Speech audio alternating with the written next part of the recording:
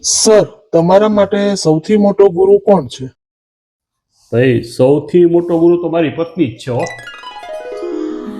મારી મમ્મી મારા કરતા મારા મોટા ભાઈને પ્રેમ કરે છે ને એ મારી પત્નીએ મને સમજાવ્યું ત્યારે મને ખબર પડી. અને મારા મોટા બેન એ 10 વર્ષ પહેલા લગ્ન થઈ ગયા છે ને 10 વર્ષથી અમારી ઘરે આવે છે ને એ મિલકતમાં સરખા ભાગે હિસ્સો માગવા જ આવે છે. એ વાતે મારી પત્નીએ મને કીધી. અને અમારા બાપ દાદાની મિલકત છે ને એમાં મોટા ભાઈ છે ને બધું હડપ કરી જવા માગે છે. એ વાતે છે ને મને મારી પત્નીએ સમજાવી. મને તો કઈ ખબર જ નહોતી. મારી પત્ની જ મારો મોટો ગુરુ છે. એ ભાઈ, આ શું મંડાણા છો તમે?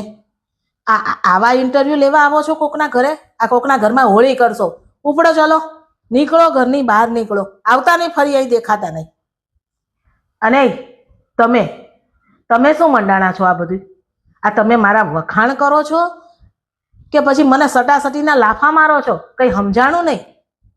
અરે ભાઈ આ તે જે બધું કીધું તે જ મેં એને વાત કરી છે. કઈ નવી કઈ વાત નથી કરી. તું જ મારી મોટી ગુરુ છે એ તો મેં કીધું એને. હા ને, હું તમારી બહુ મોટી ગુરુ છું. પણ મેં તમને આ રીતના કરવાનું નહોતું કીધું. ગામ ઢંઢેરો હવે કોઈને કહેતા નહીં આવા ઇન્ટરવ્યુમાં. અને હાલો, હવે મારે બહુ બધું કામ છે. હજી તમારે કેટલાના ગુરુ થવા જવાનું છે ખબર છે? હે ભગવાન, હજી આ કેટલાના ઘરમાં તારે આતંક મચાવવો છે? આપણા ઘરમાં કર્યું એ ઓછું છે? હજી તારે બધે જવું છે? આપણા ઘરમાં આતંક નથી મચાયો. તમને સત્ય હકીકત તમારા કાને નાખીશ મેં. તે કીધું ને એટલે હું મમ્મીને અને ભાઈને કેવા ગયો અને કેવો ડખો થયો તને ખબર છે ને? શું ડખો થયો? મેં કીધું કે આમ છે આમ છે આમ છે એટલે ભાઈ કીધું બધાએ કે ગિરિયા તું ચડાવ ધનેલું છો. હા હા, એવું કીધું? કોણે કીધું તમને? કહો તો હું જરાક એના ટાંટિયા ભાંગવા જાઉં. કીધું મમ્મી એ બધું. મમ્મી તો વડીલ છે, એ તો કે થોડું ઘણું તમને એ તો સાંભળી લેવાનું. ભાઈએ કીધું તું તારી બૈરીનું સાંભળસ. તો મોટા ભાઈ છે, સાંભળી લેવાનું થોડું. અને એમ કહીએ તમે તમારા બૈરી નથી સાંભળતા? મોટા ભાભી બધું કે છે, એ બધું સાંભળે છે મોટા ભાઈ. હા તો એટલે બધાએ બૈરીનું સાંભળતા જ હોય. એમાં ચડાવ ધનેડું ના કહેવાય. કહી દેજો એમને. તમારું બ્રહ્મ જ્ઞાન છે ને આપણા ઘર પૂરતું સીમિત રાખજો, કે બીજે આતંક મચાવવા જતા નહીં. પણ બધા મને બોલાવીને એની વાતો કરે છે.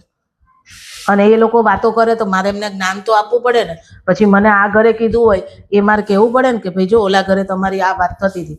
ખાલી હું તો વાત કરું, પછી હવે એ અંદરો અંદર ડખા કરે એમાં મારો વાત. હું કોઈને બજાવવા ના જતી હોય, ખાલી હું વાત કરતી હોય. બાકસ લઈને નીકળી જ પડે. શું વાત કરતી હોય? કેદી મારા હાથમાં તમે બાકસ જોયું? હું જરાય હળગાવતી નથી કોઈના ઘરને. એ લોકો બધા અંદરો અંદર હળગે, એમાં હું શું કરું? તારી વાત છે ને બાકસ કરતા ખતરનાક હોય છે. પોટાશ જેવી હોય છે, પોટાશ જેવી ધડાકા કરી દેશે. હવે એ લોકો ધડાકા કરે એમાં હું શું કરું? હું તો શાંતિથી બધાને સમજાવવા ગઈ હોય કે જો, અને જાણ કરવી એ કંઈ ખોટી વાત નથી. કોઈએ મને કોઈ વિશે વાત કરી હોય તો મારે એને પહોંચાડવી જરૂરી વાત છે કે ભાઈ તમને આણે આ વાત કરી હતી.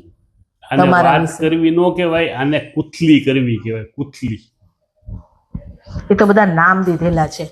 બાકી તો સરળ ભાષામાં કહીએ ને તો ખાલી ને ખાલી આ ચર્ચા કહેવાય. કોમ્યુનિકેશન કહેવાય એમ ને? હા, વાહ, તારું કોમ્યુનિકેશન વાહ. ગમે એના ઘરમાં ભડાકા કરાવી દે.